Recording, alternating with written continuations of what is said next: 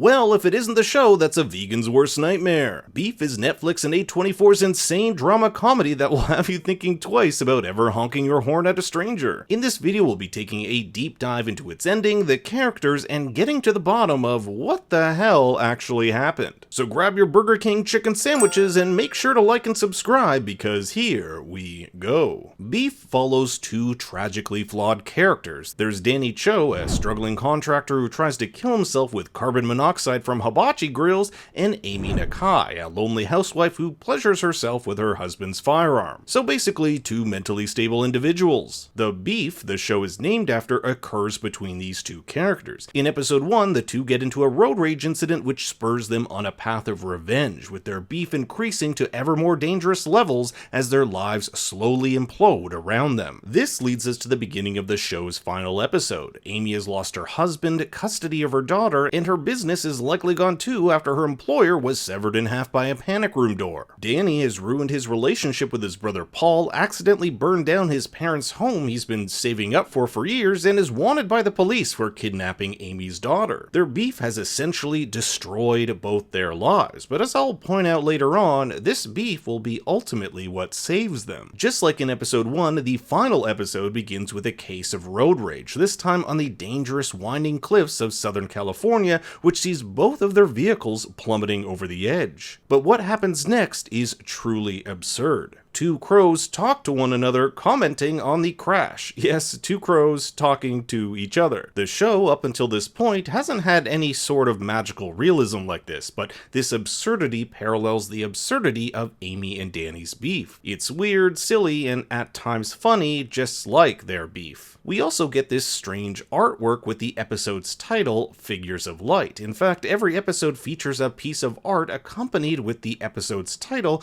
which derive from quotations from famous writers and thinkers. Figures of Light comes from Carl Jung's alchemical studies, and these figures refer to the potential transformation and spiritual growth that exist within us. Some examples of these archetypical figures he talks about include the wise old man, the nurturing mother, the healer, and only by integrating these figures of light into our psyche can we access our deepest potential for growth and transformation. In this episode, Amy and Danny tap into these figures of light as they begin to see each other for who they really are, rather than their rage which has clouded their judgment. The colors emanating from the ground represent the skittles they puke out, a physical representation of them letting go of their hate and embracing each other for who they really are. The real poison here is their hatred. In fact, the two get to a point of understanding each other so well that there's a moment both characters switch bodies. Amy speaks from Danny's body and vice versa. It's not until Amy and Danny eat the poisonous plant that the two come to this enlightenment. But before we get to that moment, the two are still at each other's throats. Shit.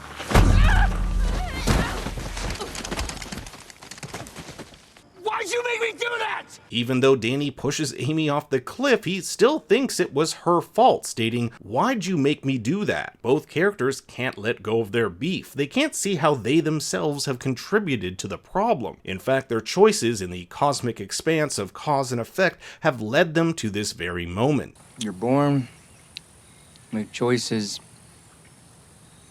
and suddenly you're here. At any moment, either of these characters could have been the bigger man and stopped the feud. A perfect example of this occurs here. Next time someone honks at you, maybe let it go.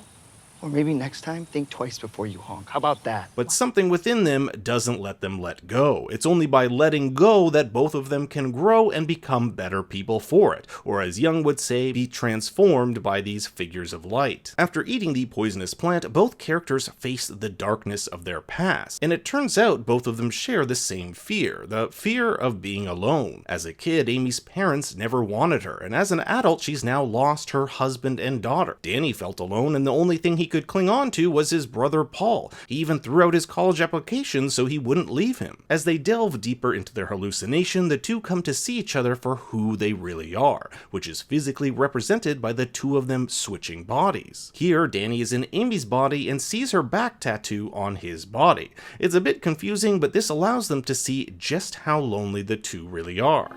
You poor thing. All you wanted was to not be alone. Danny and Amy needed their beef because without it, they'd never grow as characters and become better people. Danny would have either killed himself or continued to screw up his brother Paul's life. Amy would have continued to bottle her emotions and secrets and resent her family for it, and likely pass this on to her daughter, June. Her biggest fear is turning her daughter into what her parents turned her into. Now you have to pass that trauma down. In episode 8, we're introduced to this weird-looking woman inspired by Viola Swamp from the Miss Nelson book series. She's the manifestation of Amy's secrets, which first appear when she finds out her father is having an affair. She kept this secret hidden because, as the mysterious woman says, I can't tell anyone your secrets. How come? Because no one would love you. The finale allows Amy and Danny to reveal those darkest parts of themselves they haven't revealed to anyone. Danny tells Amy about his aborted suicide attempts and how he almost stabbed Paul's eye out as a child. Amy tells Danny that George and her daughter don't feel like home to her, that their love is conditional. And this idea of unconditional love is something Amy has yearned for her entire life, and as I'll argue at the end of the video, it's something she'll get from Danny. And as the two come to better understand each other, their journey ends with the camera zooming into the ground. This is the same image that was briefly shown for a few seconds in episode 7. And it's here some have argued that Amy and Danny have died. They have returned to the Earth from which they came. As Amy even says at the end of the episode, Everything fades. Nothing lasts.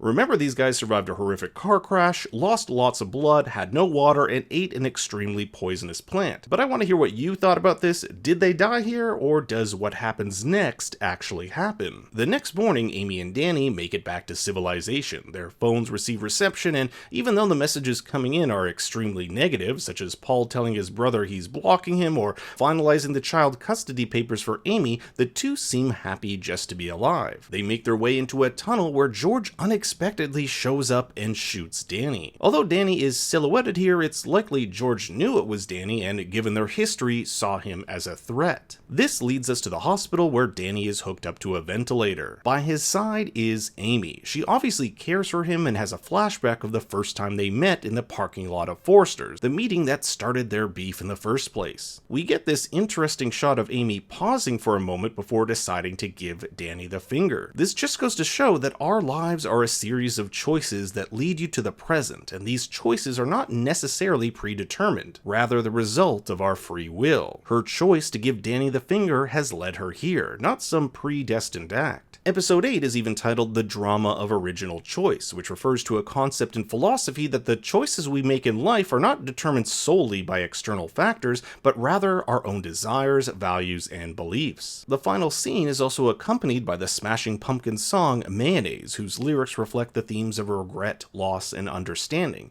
In many ways, it holds a mirror to Amy and Danny's journey. Amy gets up and crawls beside Danny, embracing him. This isn't a romantic love, nor is it something platonic. This is that unconditional love, that thing she's been yearning for her entire life, that thing both of them have been yearning for. They know each other's darkest secrets, fears, insecurities, and yet still love each other unconditionally. And as this happens, it looks as though the day turns into night, fast forwarding in time, suggesting she's by his side the whole way through. But strangely, the colors start to change, reflecting the same colors from the Skittles. These colors represent transcendence. Amy and Danny have gone through their darkness and come out the other side as better people. Their journey of hate has led them to one of love. But what did you think of Beef? I want to hear all your thoughts and theories in the comments below. Thanks for watching, be sure to like and subscribe, and for more bad takes you can follow me on Twitter and Instagram at ThinkStoryYT. Until next time, remember...